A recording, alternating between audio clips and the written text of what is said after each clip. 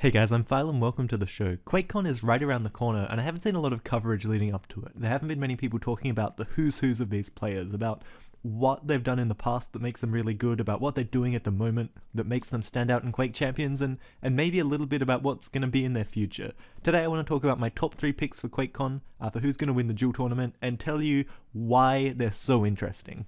So my top 3 picks for QuakeCon are Rafa, Avec, and Cooler. But before I get into those guys, I just want to give a quick honorable mention to Cypher and Agent, from Belarus and Russia respectively. These guys unfortunately got fragged in their visa application process, so they've been denied entry to the United States. It's not going to be a real QuakeCon without these two. They were 2 of my top picks overall. They were 2 of my favorite players to watch. Let's start by talking about Rafa, the reigning QuakeCon Duel champion. He had his first big win in the Quake scene at the ESWC in Athens in 2008. And since then, he's won QuakeCons in 2009, 2011, 2013, 2015, and he finally broke his even year curse and won 2016 last year, making him the 4th person to win 2 QuakeCon Duel titles in a row. He won the Intel Extreme Masters Season 4 and Season 5 World Championships. He's won DreamHacks and MSI lands and just a bunch of stuff, mostly in Quake Live. All, in fact, in Quake Live except for that one ESWC in Athens. He's known as a really great Quake Live player, and kind of the defining thing about his Duel game is that he's smart. He has this amazing ability to read out situations and to pick the perfect moments to go aggressive, and the perfect ways to, rocket jump over his opponent's head onto an item and then win the fight, or drop down in a really cool way, and just, he does these really big moves that have a massive impact on the rest of the game. A big part of this is also that he's patient. He'll wait for the perfect moment to strike, and because of this, a lot of people consider him very defensive as a player.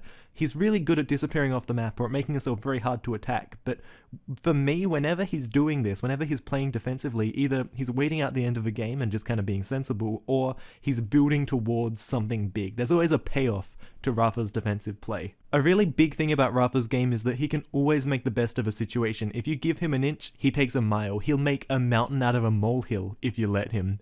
Cooler said about Rafa that every mistake can cost the game. Rafa is always planning ahead. He famously said that he's 5 steps ahead of his opponents, I think, and he later redacted that because it's a really stupid thing to say, but he's always planning. He's always thinking about the consequences of his actions. Anything he does, he always has a backup plan. He doesn't just go into the room. He knows exactly how he's going to leave if things start to turn sour, and if he needs to get out, he executes his exit perfectly. Lots of people think Rafa gets lucky, but the way I see it, Rafa stacks the deck in his favor more often than not. He puts himself in situations where he can get lucky, and when he gets lucky, he makes more of that luck than anyone else. Watching Rafa play, it's clear that he's transitioned pretty well over to Quake Champions. He's a smart guy, he's an adaptable guy, he'll bring whatever skills he can over to Quake Champions and develop any new ones he needs. It's kind of hard to gauge his skill just watching him play North American players because, in my opinion at least, the standard of play in North America so far has been a lot lower than Europe. Not being able to play all these European guys can actually work in his favor. Rafa's a bit of an unknown to them, some of these newer guys like Zron and Razy haven't played Rafa before, and even guys like Cooler and Avec, who have played him a bunch, haven't played him in years just because of how the Quake scene's been. So definitely Rafa can be a bit of an unexpected factor for them. They can't always be totally prepared for what Rafa's going to throw. As far as matchups go, Deheng always matches really well against Rafa, just because those guys have played each other a bunch. They're the 2 top duelers in North America and have been for a long time. They know each other's games really intricately, and at times when Rafa's been the #1 player in Quake Live, Deheng's been the guy to beat him and even knock him out of these tournaments. So Rafa's biggest opponents, apart from the rest of my top 3, are definitely Deheng, and I think Toxic can give him a lot of trouble as well. Toxic knocked Rafa out of QuakeCon 2014 just by hitting a lot of lightning gun, more or less. But yeah, with no Cypher, I think those 2 are Rafa's biggest obstacles to a win. He might also struggle against strong aimers like Kilson and Claws. And also we saw Gelisak give him a really hard time in the regionals. If Rafa comes up against Gelisak on the day at QuakeCon, I think we're going to see Rafa pick Sorlag, because it was really Gelisak's Sorlag play that Rafa seemed to struggle with the most. And from what I've seen, Sorlag is a great counter to Sorlag. Interestingly, I've seen Rafa playing Anarchy a bit. He picked Anarchy against Gelisak at the regional qualifiers. Anarchy's a really, really strong character because of his movement and because of his very, very small hitbox. But Rafa and these other Quake Live players have generally been picking these vanilla Quake 3 style heroes, Ranger, Visor. So for Rafa to be picking Anarchy, it goes to show for one thing how strong he is. Cypher's been trying to learn Anarchy as well. But it also goes to show that Rafa's prepared to adapt if the game requires him to. While we're talking about champions, Rafa also plays a really mean Slash. I think at QuakeCon we're definitely going to see Rafa playing Slash on Blood Covenant and Ruins of Sarnath, 100%. So Rafa's never been known for his aim. People like to say that he's not a good aimer, but he is definitely a top level aimer. Especially at QuakeCon last year, his rockets were sick. Quake Champ so far is a really rocket heavy game. The rockets are just so powerful. So I think Rafa's going to do fine as far as aim matchups go. He isn't going to aim as well as guys like Avec and Toxic, but he can hit good rockets, and he's good at making himself safe so that even if he misses shots, it's not going to hurt him too much. So over the course of Quake Live, Rafa had great results. He has a fantastic mentality. Many consider him the best Quake Live dueler, and he's been playing really strong games in Quake Champions so far. If you want to put money down on someone for the QuakeCon win in the duel, I think Rafa would be a really safe bet. Okay, so now Avec. Avec exploded onto the Quake 4 scene when he was a young man, about 15 or 16. He defeated the then unbeatable Toxic. He has an immense talent and just a one-of-a-kind aim. Avec doesn't quite have the same credentials as Cooler or Rafa, but he's a great player who's just consistently had great results. After Quake 4, his plus-forward lightning gun game served him really well in CPMA VQ3 along with guys like Jibo and Cypher. In Quake Live, he won 2 DreamHacks. And he's had several other kind of second and third places, just high performance online, and he's already looking great in Quake Champions online. Avec is a really aggressive player. He has great aim, and he knows it. He loves bullying his opponents around the map, and due to his aggressive style, he's been referred to before as a bulldog. He loves to just constantly hunt for this damage and frags. In the Quake Live meta of about 2010, rockets were really powerful, and with his twitchy mouse acceleration aided aiming style, he would just hit this ridiculous string of directs, and that was actually in the area when he won his DreamHacks. His aim with every weapon's fearsome, but in Quake Champions what really stands out is his lightning gun. In Quake 3 family games, there are 3 main weapons, the rockets, the railgun, and the lightning gun, and everything else is secondary to these. In Quake Champions, the rockets are a lot stronger, partly due to their speed. This kind of makes it feel like the rockets and the rail are their own thing at the very top, and then kind of LG's a tier below that, probably with like the super shotgun and the nail gun, and then there's everything else, and the tri-bolt at the bottom. Despite this, Avec and Cypher as well have been making the LG just look like a top tier weapon again. But really only these guys, they just have this fearsome style, like they're gonna do their thing, they want to use the LG and use it well, they just make it work. They can ignore the meta and the balance and just play their own game. Due to this really strong LG, I expect to see Avec picking BJ on the day, even though BJ is kind of not a very popular pick right now. The QuakeCon patch is going to make the hitboxes of the light characters a little bit more meaty again, so Nyx, Slash, Anarchy, they're all going to be a bit fatter, and I think that's going to make them a bit less powerful, which could potentially make BJ stronger. On the day, Avec could do a lot of damage with a BJ.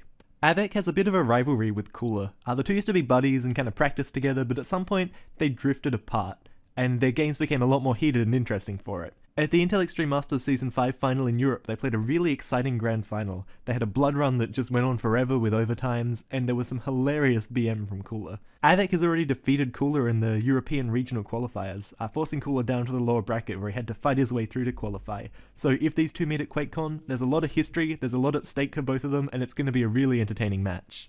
Other big matchups we could expect to see from Avec would be against Toxic and Strengths. These guys really have the aim to pull a solid defensive game as kind of a counter to Avic's aggression. On the day, anyone could really pull out a counter, potentially, if they're playing really well.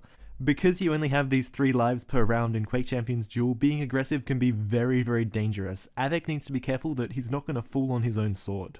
Last but certainly not least is Cooler, a man who needs no introduction for fans of competitive Quake. An absolute legend of the game, with a history spanning back to the early 2000s. Cooler continues to be a competitive player. He continues to stay relevant year after year. He's the father of a generation of players. Guys like Avec, Rafa, Cypher, all say they watched Cooler's games and he was an inspiration to them improving and getting better.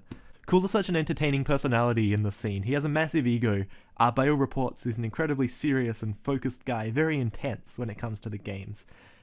He always means business, and yeah, he just takes his games so seriously. But the guy's a quote machine.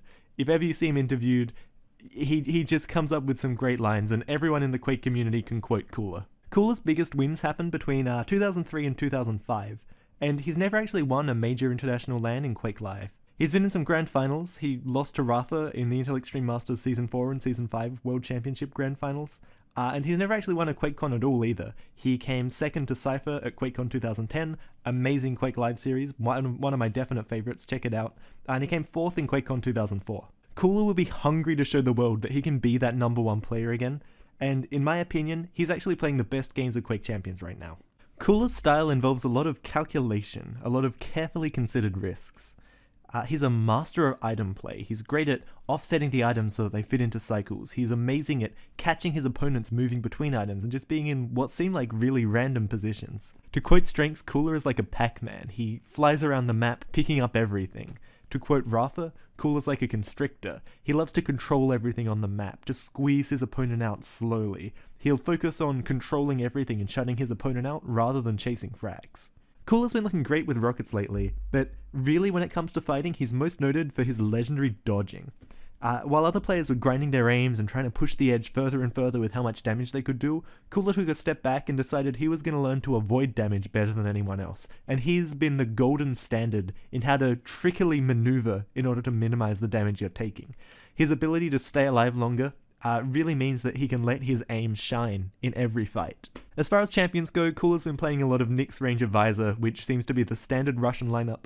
These Russians are really great at playing Nyx. I don't know what it is. Something in the water up there. Notably Zron and Agent, actually, probably the two best Nyx players in the world. Something these guys shine in is using the Ghost Walk on Nyx as an aggressive move, using it to get into positions to pick up frags, using it to chase down weak opponents so that they can't get away, rather than relying on it as a defensive crutch like a lot of weaker players do. Given how strong Nyx is, and that Nyx is a must-pick in every duel, if Cooler's playing the strongest Nyx, which he may well do at QuakeCon, he's going to be at a huge advantage to everyone else. For matchups, sometimes really strong aimers and really aggressive players can kind of throw Cooler off a little. Avec could cause him problems, but I think that's probably the least likely. I would look more for players like Claws and Tox. I've listed Toxic as potentially upsetting all three of these guys. I think Tox can beat anyone on the day. Anarchy players could also give him some issues depending on their hitbox. Cooler actually said at the regionals that Vu should have beaten him if Vu didn't mess up. So Vu, Gelisak on their Anarchy, also Chance from North America I think has a, chance to cause a bit of an upset. I think their styles will really clash. Overall, Cooler's going to do well at QuakeCon no matter what, I think, and he's actually my pick for winning overall. I think the QuakeCon 2017 champion is going to finally be Cooler. Of course, there's much more to this competition than just these three. All players that are going are very talented. One thing we can be certain of at this QuakeCon, just because of how this new game is, there will be upsets, and it's impossible to say for sure who's going to do well on the day. There are going to be stylistic clashes between North America and Europe, although overall I think North America is going to get completely smashed. I think Europe just overall looks better. We have Dandaking, aka Astro Boy, who qualified in North America with over 200 ping. He's going to be a big wildcard on the day. Impossible to predict how he's going to match up against everyone. In the Bring Your Own Computer section, there are guys like Evil and a bunch of Australian legends trying to qualify. They could potentially make some waves on the day. One thing's for sure, there will be upsets, there will be tears, and whoever brings their best on the day is going to win. I am incredibly excited about QuakeCon, largely because there's just so much uncertainty about what's going to happen on the day. It's going to be an amazing spectator experience. Be sure to tune in. I'm going to be there in Twitch chat, waving some Australian flags, cheering on my boys, cheering on Cooler. Be sure to let me know in the comments who you think's going to win QuakeCon. I'd love to see some discussion, what people are thinking. If there are certain people that come up a lot, I might talk about them in a future video. If I find time this week, I would love to make some more videos talking about some more of these guys. There's a lot of talent in the players at QuakeCon this year. But overall, I've been Phylum. Keep playing Quake, keep enjoying Quake, and I'll catch you guys next time.